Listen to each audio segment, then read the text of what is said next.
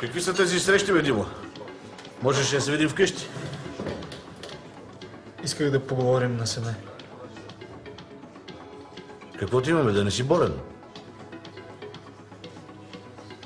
Знаеш колко обичам името и каквото и да правя за нея го правя. Казвай, какво те притеснява. Каквото и да решиш, искам Мария да не разбира за този разговор.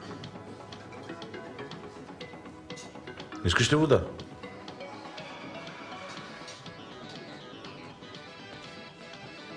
Аз взех парите от кметството.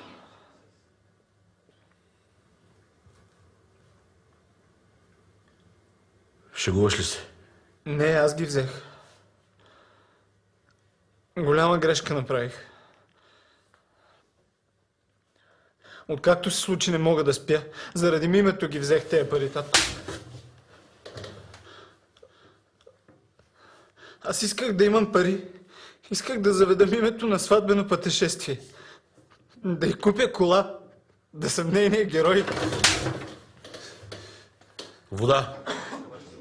Една кана. Аз тези пари нищо не съм си купил с тях. Всичко е за вас, за теб, татко. Защо ми го казваш чак сега? Исках преди да се ожена за мимето да ти го призная. Татко... Избърши си носа.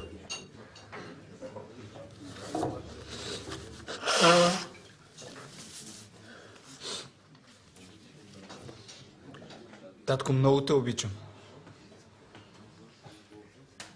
Ще се реванширам. Ще си изплащам грешката цял живот. Чичо ми даде активите на фирмата. Каквото е мое, е и твое. И на мимето.